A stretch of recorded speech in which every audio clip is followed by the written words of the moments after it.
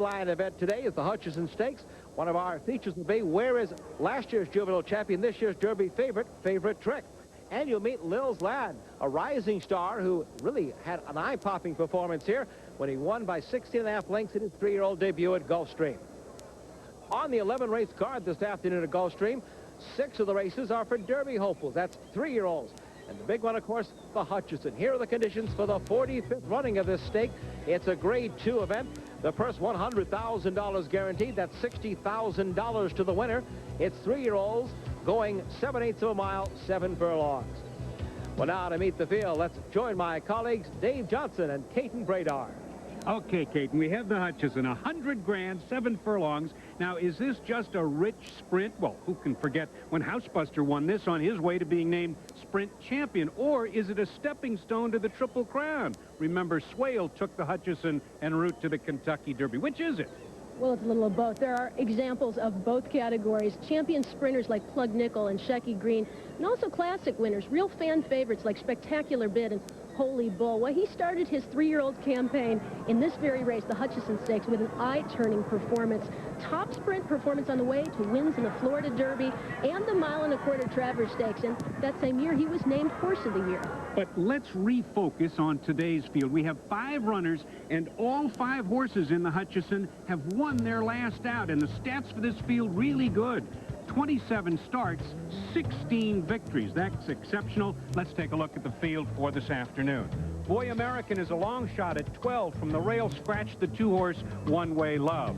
Coronado's Quest is 6-5. The high weight from the barn of Shook McGahee, Mike Smith aboard. Red Wraith is undefeated in 2 starts. Gary Boulanger gets the assignment.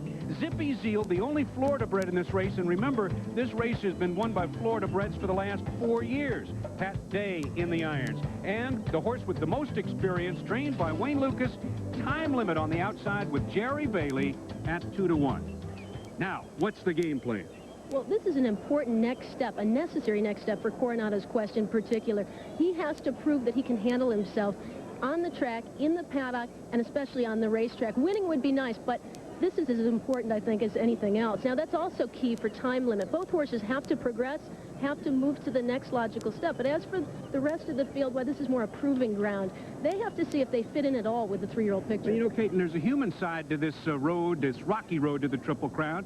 Jockeys are all trying to keep their options open for the Florida Derby, which, by the way, will be shown live on ABC's Wide World of Sports from Gulfstream on March the 14th. And, of course, they want to keep those options open for the Kentucky Derby just 13 weeks from today. And you have to remember, Dave, that whether the horse turns out to be a sprinter or a true classic contender, a win in the Hutcheson means we will most likely see him in another important 3-year-old race down the road. It's almost like a party invitation. A win in the Hutcheson Stakes, Chris, means that you have to give it a try. Well, one who declined the invitation to the Hutcheson, his favorite Trick, just happens to be last year's juvenile champion, the undefeated Colt, and the favorite for the Kentucky Derby this year. We'll take you on a search for him. 4-year-old Woody Stevens, a Hall of Fame trainer, looking at the plaque of his horse, Swale. He saddled for Claiborne Farm to win the Hutcheson. Back in 1984, he went on that year to win the Kentucky Derby. On our road to the Kentucky Derby, it's always a tough one. In fact, everybody's been asking the question around here, where is the champion? Favorite Trick. Last year's undefeated juvenile, 8 for 8, winner of the Breeders' Cup Juvenile, the Juvenile Eclipse Award winner, and a serious contender for Horse of the Year. But he hasn't shown up so far, and on our road to the Roses, we went looking for the champion.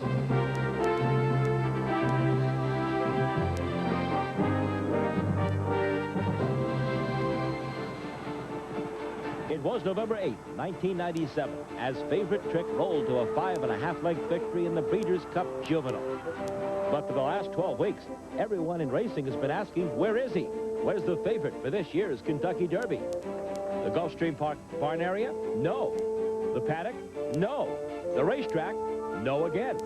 Favorite Trick is here in Indiantown, Florida, at Payson Park Training Center, about an hour and a half from Gulfstream Park. He's in the barn of his new trainer, Billy Mott. Yes, the same trainer of 2-time Horse of the Year, Cigar. Favorite Trick switched barns when the only trainer he'd ever known, Patrick Byrne, took a private job and gave up his champion. Favorite Trick, when I'd known him so well, I know like the back of my hand, obviously. Billy's obviously got the challenge of exploring something new and different. Of course, Billy's super horseman, and I'm sure he's going to do a great job with him. And so far, Mott is impressed by Favorite Trick. When I got him in early January, he had just been jogging for a few days, so we're sort of starting from scratch a little bit in as far as his conditioning goes, and trying to build him up to a point where we can get him breezing, and hopefully we'll do that in early February. And we thought that the time frame of everything, with everything that's happened, would be such as maybe we could get a race into him the middle of March. And we were thinking about the Swale Stakes at Gulfstream Park. The big question for this son of the sprinter phone trick is, can he get the Kentucky Derby distance of 1.25 miles? Even for us to consider the Derby, he's got to prove to us that 1.125 miles is well within his means and something that he can do easily. Otherwise, I don't think we'd ask him to go 1.25 miles. He has the mindset to go 1.25 miles. He has the mindset to do anything you ask him to do, but he still has to, you know, get the trip, and I think it's one step at a time, and we've got to, we'll just have to take it race by race. And if Favorite Trick ends up in the winner's circle of this year's Kentucky Derby, just how will the man who gave him up feel? I have a lifetime breeding right in the colt, so I'm always going to root for him. Obviously, if I'm in a race with Favorite Trick, from a competitive standpoint, I'm going to try and beat him, you know, but Favorite Trick is, if he wins the Kentucky Derby, great. I'll be happy for Mr. Lacombe and Pat Dan and Mr. Mott. So now the pressure switches to Billy Mott's barn. Now, certainly, Bill Mott is one of the outstanding trainers in this game. But for more than 20 years, think about this, in all these 20 years plus of his career, Dave and Caton, he saddled only one Kentucky Derby starter. The longer he waits with Favorite Trick, the more the others close the gap. Well, Chris, the key to winning the Kentucky Derby is having a horse that can go 1.25 miles. Now, in looking at Favorite Trick, I'm sure he's going to be Horse of the Year for 1997. But what about 98 in the Triple Crown? Caton, he's by a sprinter, out of a sprinter, and in my book, that's a little on the downside of a question mark. And the timing of the Swale Stakes eliminates any margin for error. Everything is going to have to go perfectly for him to wind up in the Derby. Now, that's why Lil's Lad is on the track right now in the race that happens a half hour before the one-turn Hutcheson. They want the experience of a two-turn race, and Lil's Lad will be in this one. It's an allowance event, carded as the 9th race with a $32,000 purse, exclusively for 3-year-olds, and there is Lil's Lad right there. Now, he was in the 1 1/16 Champagne, but that was at Belmont, and that was around one turn. Let's take a look at the field and who Lil's Lad will have to beat this afternoon. In this one, the big horse, his biggest competition, is from the rail. Hallery Hunter and Pat Day rides for Nick Zito. Reporter is a long shot from the 2-hole. Ruhando is at 99. Buff is at 8-1 with Shane Sellers. Billy Haggard with Ibarcoa is at 23-1. Scratch Classmate, who looked like he might have had a shot in here. Kin of Fire is at 50-1. And Lil's Lad 1-9. And Jerry Bailey going for his 3rd winner of the day. What do you think, Caton? Well, he certainly looks the part, and he has a race over the track, which gives him a little edge over some of his competition. But his race opening weekend was impressive for a number of reasons. He was coming off a 2.5-month vacation. He was racing for his new trainer, Neil Howard, for the first time, and he did it all so easily, Dave, just cruising to a 16.5-length win. He was on the lead, though, virtually the entire 6.5 furlongs. And that begs the question whether or not he can relax around the important two-turn races. But, you know, when I look at that, it's not that he won by 16.5 lengths. It's that he raced so fast. And can he come back and beat a really nice horse here at Hallery Hunter? I think it's going to be a tough road. But if he does come back and run anything near that time, he's going to be a major player in the Kentucky Derby this year. Well, Hallery Hunter, trained by Nick Zito, ran well in the 1 1/16 Champagne and Remsen, but he's coming off a 2-month layoff himself for Nick Zito, so there's still some question marks in that camp as well. Here's a good-looking horse, Buff, from Claiborne Farm, trained by Frankie Brothers. Let's go to the top of the stands. Tom Durkin. And there is Buff moving into line from the folks that brought you Pulpit last year. Claiborne Farm, Frank Brothers, and jockey Shane Sellers. And there is the story. Lil's Lad, that's Jerry Bailey. Talked to Jerry before the race today, and he said with this horse and his great natural speed, what he really wants him to do is relax. Even if he does get in front, he doesn't have to be on the lead, but he doesn't, Bailey doesn't think he'll be any more than a length off it. He'd love to be in front with a 24-second first quarter, but a length or so off with 23 and change wouldn't bother him a bit. Waiting for Lil's Lad. He's balking just a bit. Toward that end of trying to get Lil's Lad to relax, Bailey kept him away from the other horses prior to the walk into the gate, which is not going particularly well for Lil's Lad at this point. With a little urging from the assistant starters, Lil's Lad a little reluctant to go into the starting gate today. He'll be breaking from the outside post in this field of 7. Lil's Lad in, and we're ready for a start. And they're off. Reporter is the first to show. Kin of Fire is sent to the lead early, and Lil's Lad to his outside. Lil's Lad very eager to go on. He's a bit wide, racing into the turn. Kin of Fire angles over inside, and Lil's Lad goes on with it. Very anxious to run is Lil's Lad. Bailey trying to throttle down his early speed. He leads by 2.5 from Kin of Fire. 4 lengths back to Billy Haggard. Another 4 back to Reporter. Another 3 back to Buff. To his inside, Ruhando. The early trailer is Halo Hunter. A first quarter in a swift 23 2/5 seconds. Lil's Lad bounding clear from the field. He's opened up already by 7 or 8 lengths now. Kin of Fire is a distant second. Lil's Lad with runaway speed here. He runs an opening half in 46 3/5 seconds. Lil's Lad past the half-mile pole. He's in front by 10 lengths. Kin of Fire running together with Billy Haggard, second and third. 3 lengths back to Reporter, under a ride, fourth. Another 5 back to Ruhando and Hillary Hunter. Buff is the trailer. Lil's Lad around the far turn, maintaining that commanding lead. Lil's Lad has run 3/4 of a mile in 1:11 flat. He's still in front by 9. Kin of Fire running second. On the inside, Billy Haggard is third, followed by Reporter fourth. Hillary Hunter is now 50, still 10 lengths behind. Lil's Lad at the top of the stretch. Still in front, but the lead is dwindling now, down to 7 lengths with a furlong to go. He appears to be getting tired. Hillary Hunter on the outside and Reporter. Lil's Lad still with the lengthy advantage as they come down to the line. Hillary Hunter and Reporter, but it will be Lil's Lad. Lil's Lad winning by 6 on the line. The time was 1 minute 43 4/5 seconds. Well, Lil's Lad has done something that no horse at Gulfstream this meeting has done so far. I believe he ran a half in 46 3 seconds around 2 turns and went on to win, and he wins by a wide margin. An impressive effort for Lil's Lad today. All right, put him on your list as a major Derby contender. The 3-year-old Lil's Lad, the son of Pine Bluff, owned by a Centennial Farm, by Durst and by Will Farish, ridden by Jerry Bailey, trained by Neil Howard. Your Dave Johnson wonder, could he come back after a 16.5 length victory in his last start? Would he bounce? He bounced right back to the winner's circle at Gulfstream. For Lil's Lad as he returns, an impressive winner of this allowance stake at Gulfstream Park.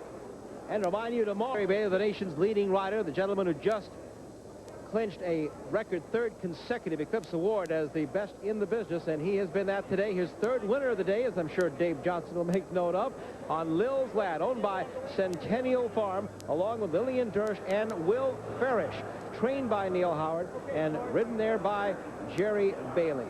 And Dave Johnson, that was impressive. Well, let's take a look, and let's take a look right out of the gate. On the far outside, he finally got in position for the start of this mile and a 16th. And you'll note that he's running is it a little green? Is it a little rank?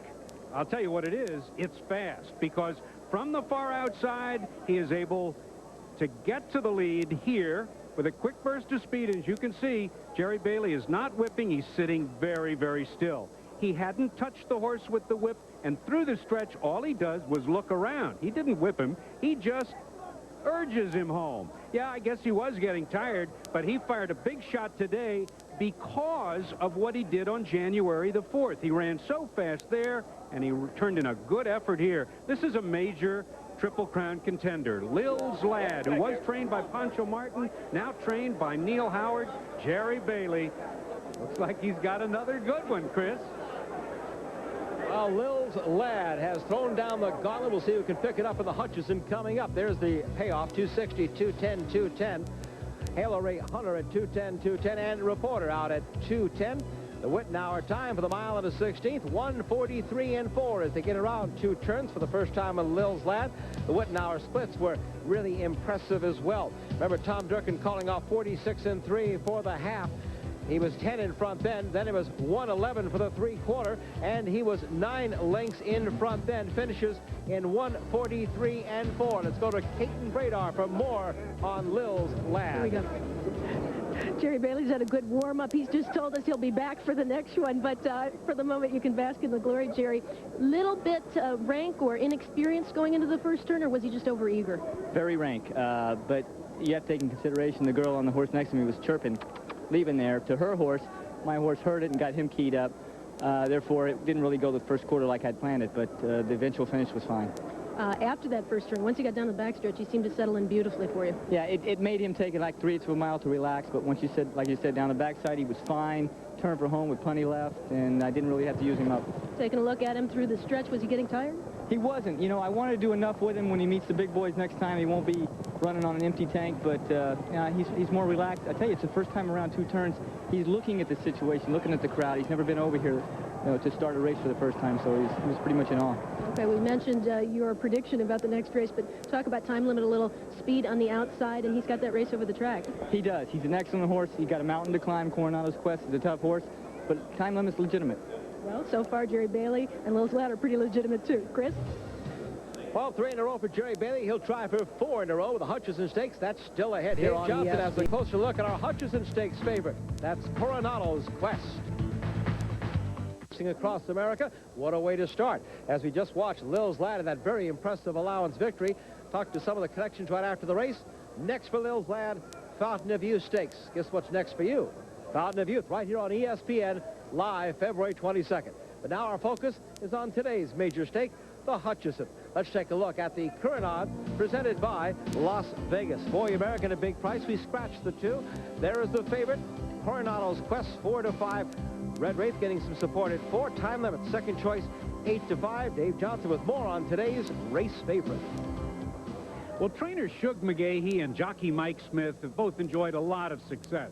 They've collaborated for 3 Breeders' Cup victories. They've each won Eclipse Awards and handled multiple champions. But despite all that success, neither has ever won a Kentucky Derby. Now both McGahee and Smith are on a quest to change that.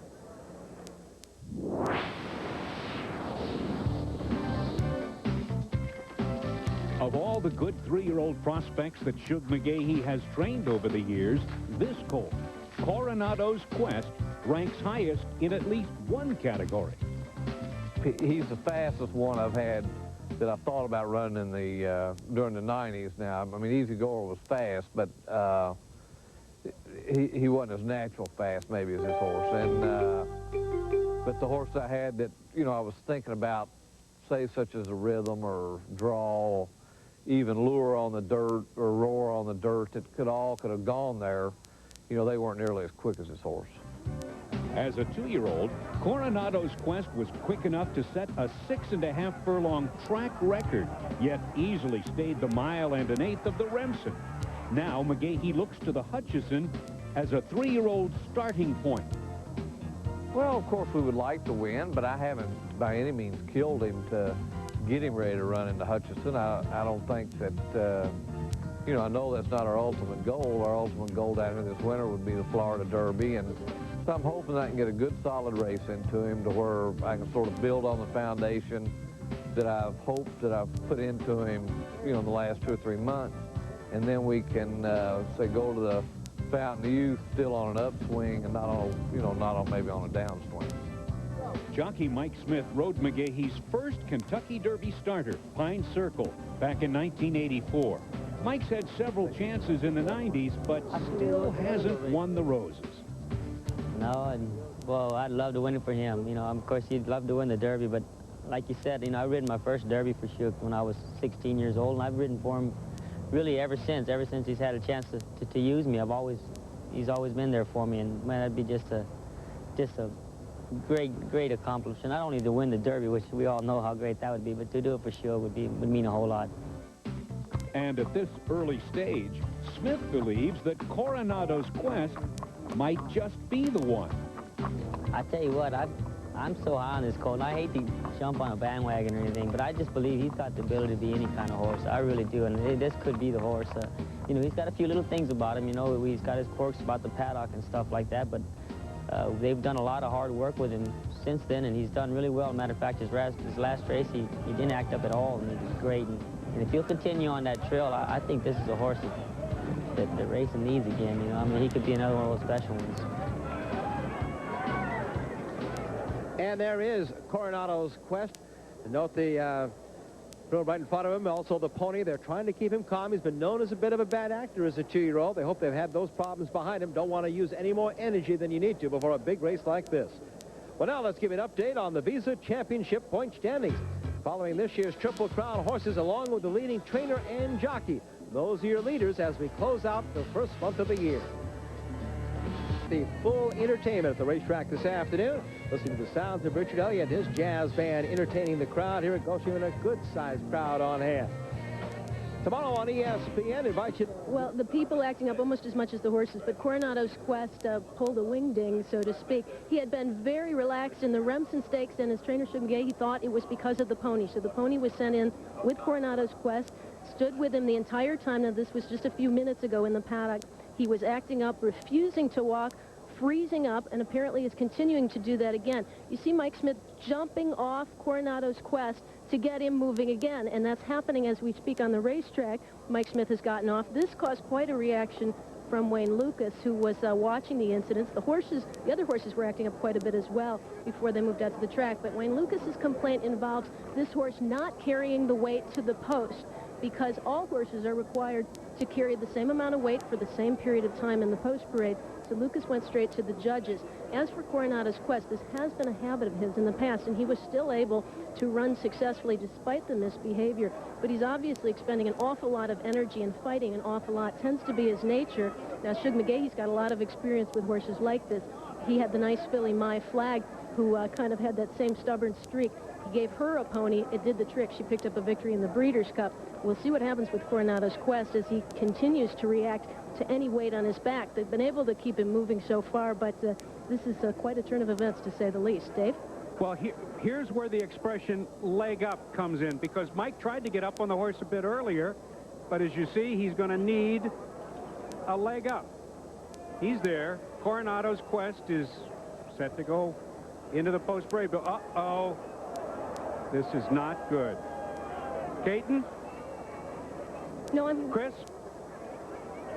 Well, I hope Mike Smith isn't too winded. Poor Mike chased him, looked like about a furlong down the track before he get that leg up, as Dave mentioned. There is Coronado's Quest. And just very quickly on this son of 49er, he is the nation's second-ranked juvenile from last year, has won 5 of 6, including 3 straight graded stakes by a combined 13 lengths.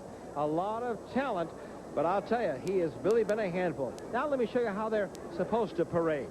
See, very nicely in order, so I can give you the information as it planned. Here we go. The One Boy American. Notice the K up there in the corner. That means it's a Keeneland sale horse, 95 sale of $26,000. He makes his 3-year-old debut. First start in a stakes race. Abercoa is on riding titles at Calder, and Hiley is in the irons. We scratched the 2, One Way Love. The 3, Coronado's Quest, is somewhere in Hallandale now. And the 4, Red Wraith. Undefeated in 2 starts at 2, making his 3-year-old debut for Hall of Fame trainer, 2-time Kentucky Derby winning trainer Leroy Jolly. You might know those colors. They belong to Giles Brophy, who had some really good ones. Gary Boulanger is the rider. The 5 is Zippy Zeal. Zippy Zeal, another front runner, who has won 3 of 4 starts, owned by our U.S. ambassador to Panama, Mr. Eduardo Arango. Pat Day, Hall of Fame rider, 3rd in the current Gulfstream standings, is on the mount. And rounding out our field, the 6th horse, another Keeneland sale horse, $160,000 purchase for Overbrook Farms W.T. Young. This is Time Limit. Made a smashing 3-year-old debut with a 5+ length win in the spectacular bid. He was 7th in the Breeders' Cup Juvenile. Jerry Bailey trying his 4th straight for the day as far as victories go. The Hall of Fame rider, he is in the irons this afternoon. There is the field. For the 45th running of the Hutcheson Stakes, $100,000 is the prize, $60,000 to the winner. Well, we've given you the favorite, Coronado's Quest. You've seen him in action. But Dave Johnson has a Bud Long Shot, our first of the year for us. And what a great race to start with. We get a big price on last year's. Fritz Me Now is in with chance. What a huge upset that would be. Down to the final 16th. Confined in front by a hit. Frisbee now on the outside. Comes to him. Here comes Frisbee now. He has won. He's 99 to 1. Well, with only 5 horses today, we won't get 99 to 1 on any. But we are hoping to get, well, we're going to beat the favorites and get a good payoff. We're taking number 5 as the Bud Long Shot, Zippy Zeal. Zippy and Time Limit are the only horses in the Hutcheson with a race over the Gulfstream Park surface. And Zippy Zeal's outing 3 weeks ago was a wire-to-wire allowance romp at 6 furlongs. Well. Now, before this race, he wanted a flat mile. He's now trained by Billy Badgett, who's 2 for 2 with this colt, and this horse is training in spectacular fashion. So we're hoping number 5, Zippy Zeal, will zip to the front and come home on top as our first Bud Long Shot of 1998. Doug, you might have snuck one by him here, David. 3 to 1. He's now up to 10 to 1. There is Shug McGahee, and you don't think his stomach is churning a bit. That's the trainer of Coronado's Quest. And he's wondering how his 3-year-old colt is going to be when he gets to the starting gate, I'm sure. An update, more national leaders for you in thoroughbred racing as we come to the end of this first month of 1998. And a bit of a surprise maybe for many of you as you look at the national scene. On top in the trainer standings, no, it's not Dwayne Lucas. It's Jerry Hollendorfer from Northern California. And the boys from the West trail Jerry, Baffert, McAnally, Boy American at 17. We scratched the 2. Coronado's Quest is now at even money. Red Wraith at 6, Zippy Zeal 9. Dwayne Lucas's Time Limit on the outside is the second choice at 7 to 5. Kate.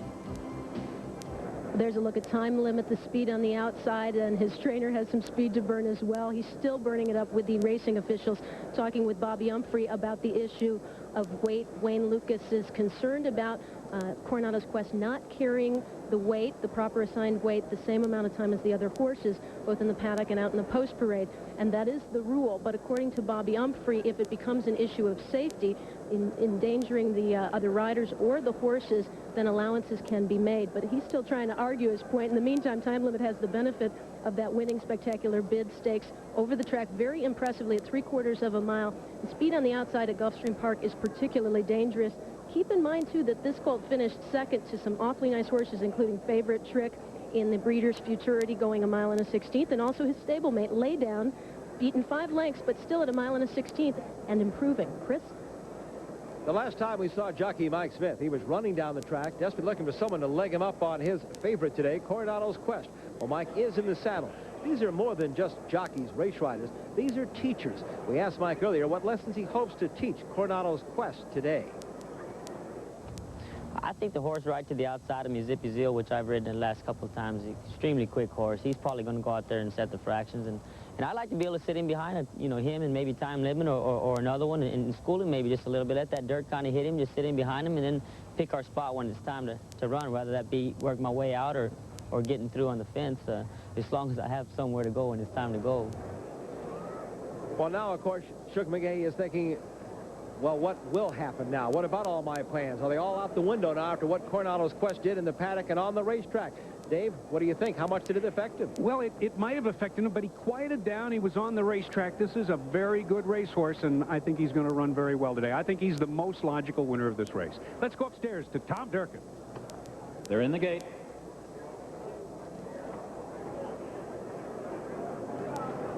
And they're off. Boy American came walking out of the starting gate. Zippy Zeal comes out running, and with his typical early zip, gets to the lead. Time Limit is away, second on the outside. Red Wraith and Coronado's Quest down toward the rail, running in 4th position. A break of 5 back to late starting Boy American. Up the backstretch, it is Zippy Zeal in front. Red Wraith to the inside of them. On the outside, it's Time Limit, and Jerry Bailey and Time Limit have Coronado's Quest and Mike Smith to their inside and running forward. Farther back, Boy American. 22-1 for the opening quarter. As the field moves into the far turn, Zippy Zeal leads the pack. Now he's beginning to get away from Red Wraith. Now Time Limit makes his move. Coronado's Quest 4 lengths behind with 3 furlongs to go. Then Boy American. Midway round the far turn, Zippy Zeal. High opening half mile there for Zippy Zeal. 44 4/5 seconds. Time Limit moves to him. and Coronado's Quest right on his heels. The field turns for home. Zippy Zeal and Time Limit. Coronado's Quest still running third. 1 furlong to go. Time Limit in front, driving on the lead. Now Smith all over Coronado's Quest. Time Limit strong, still there, linked into half. Coronado's Quest finding his best stride late. It will be close. Time Limit, Coronado's Quest. Here's the line. Time Limit holds on. Coronado's Quest finishing second, and Zippy Zeal was third. Time Limit getting there in 1:22.2. Coronado's Quest just did get back on track late, but a good effort from both of them on the road to the Derby. Well, you can speculate how much did Coronado's Quest energy-burning scene in the paddock and on the racetrack cost him. Did it cost him a half a length? Because maybe that was all the difference between victory today. Time Limit, our unofficial winner. Jerry Bailey has won his 4th race in a row. Those are the colors, Overbrook Farm. D. Wayne Lucas, the trainer. Caden Bader has a closer look at this victory in the Hutcherson by the 6-horse, Time Limit. Well, a torrid pace and a change of tactics just slightly for Time Limit, but of course Coronado Quest's acting up in the paddock didn't help things at all, and he did not seem to have that same zip either early nor late. He puts in a late bid here, and actually Time Limit did some zigging and zacking just slightly himself. You saw Jerry Bailey looking all over the place to make sure he stayed out of Mike Smith's way, did not interfere with the horse on the inside or the outside, but Coronado's Quest definitely weakened by all that effort before the race. Time Limit, the unofficial winner of the Hutcheson. And now Jerry Bailey has some decisions to make. He wins the Hutcheson, and of course he was on Lil's Lad to win that allowance. You're looking at Jerry Bailey coming at you to victory in the Hutcheson Stakes. But in fact, Time Limit is still a 2-year-old. He was a February foal, bred by John Gaines and Vinery, owned by W.T. Young, Overbrook Farm, Keeneland purchase for $160,000. There you saw D. Wayne Lucas, a quick handshake with Shug McGahee, as we're going to get a closer look at some of the action here and some reaction as well. As you see, Time Limit heading to the winner's circle, winner of the spectacular bid stakes here in his 98 debut, and very impressive here holding off the favorite, Coronado's Quest, to win the Hutcheson Stakes. There are some of the particulars. Overbrook Farm, of course, is W.T. Young, D. Wayne Lucas, Jerry Bailey. They combined, of course, for a Kentucky Derby win just a couple years ago with Grindstone. Caden Bader now with more on our story of Coronado's Quest. Well, Mike Smith back from a bit of a wild ride, but he certainly made up for it with a good late kick despite all the goings-on before the race. He overcame that in my bad ride, to tell you the truth, to run a great race. But I take full credit. I think I blew the race. Probably should have let him up there, but it's his first time back. I didn't want 3 of us going ahead and set it up for Time Limit. I said, well, if we're going to do it, we might as well do it now. So I went ahead, I took a hold of him, eased him back, let him eat some dirt, but then they kind of backed up into me. I was crawling all over the top of him. And believe me, for him to overcome the way he acted and the way I rode believe me, it was a tremendous feat. Right here, a little bit of greenness, too, and maybe a little bit of fatigue setting in just through the lane. Well, it had to be. Like I said, you know, he got a little warm before the race, and then when I eased him back, well, then I was all over the top of them guys, and I was hoping that the 4-horse would go on with the other horse a little more, and I could sit comfortable in behind him, but instead of him going on, then he took a hold after I took back, and it was my fault after that. Thanks, Mike. Close and room for improvement. Definitely. Thank you. There you see Time Limit as he heads off for his reward. That'll be some oats and some water. While meanwhile, Overbrook Farm gets a check for $60,000. That's the winner's share of the Hutcheson Stakes this afternoon. We'll be back with a discussion of what we saw today. What does it mean as Jerry Bailey celebrates 50? We're back at Gulfstream. Jerry Bailey with congratulations from his #1 fan, his 5-year-old son, Justin, wiping off some of that dirt that Jerry carried around in the Hutcheson Stakes to victory. And his Time Limit at Overbrook Farm, and Lucy Bouton accepting from Jimmy Jones, a Hall of Fame trainer. Returns 520, 240, 210. Coronado's Quest, the big favorite, is second. Zippy Zeal, who set the pace most of the way, finishes third. 1:22.2. The time for 7 furlongs, quite a bit off the stakes and track record. Let's go to the winner's circle, Dave Johnson. What's the one thing you'd like to tell folks about this horse, Jerry Bailey? Courage. Really? He has it. Where did it show the most? Well, you know, he was probably getting pretty tired the last 16th of a mile, and Coronado's Quest was running hard on him. He's obviously a talented horse, Coronado's Quest, but he hung in there with a lot of heart. 4 winners today. Was this the sweetest, though? It really was, because I have a lot of respect for McGahee and Smith and Coronado's Quest, but Time Limit's pretty good also. So you got a few things to do between now and the first Saturday. There's a little sorting out to be done, yeah. Okay, the best of sorting out. Jerry Bailey, who rode the winner, as you're watching him again right there. To Chris. Chris? Let's take a look at Jerry Bailey's split times in this race. The time to victory, 22-1. You heard Tom Durkin say they were smoking at the half, 44-4. Most of those fractions set by Zippy Zeal, 109-2. But the one that counted was time limit, 122-2. And the man that got him there first, none better, D. Wayne Lucas. Well, Wayne had a few last-minute words with Jerry before he left off. You said you were a little concerned at the 109 3/4 point. Well, again, we knew there was a lot of speed in the race, and I was concerned that we could maybe finish if we got to 109-2 as we did. Jerry was much more confident, but he didn't have the view I had with Coronado's Quest closing on the end, too. Well, after a race that he put in the spectacular bid, there's always a concern whether that took something out of him. He seemed to build upon it, though. No, I think the timing was very good. He's a very relaxed, laid-back horse, and I think that he needs his races spaced about like we're doing. What we'll do from here is going to be probably stretch out to 2 turns. I'd like to find a good mile and a 16th race right now to do the next one in, but I thought the Hutcheson fit our plans very well. A little controversy before the race regarding Coronado's Quest. I know you were concerned going into it.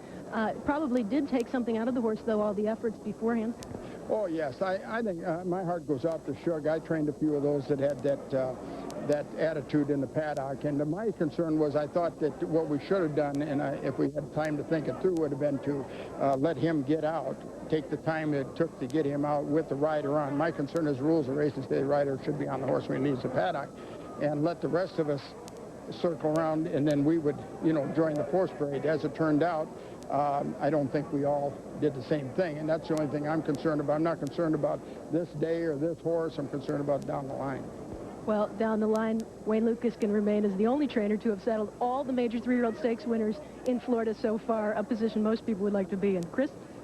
Let's take a look at the official order of finish. You know, of course, about the top 3 time limit Coronado's Quest. Zippy Zeal, Red Wraith suffers his first loss of his career, and Boy American winds out our field of 5. Back with some final thoughts and a look ahead to the Kentucky Teaser Derby. for all of you out there and for Caton. You're a trainer on the way to the Triple Crown, and you can clone one horse. Who would it be?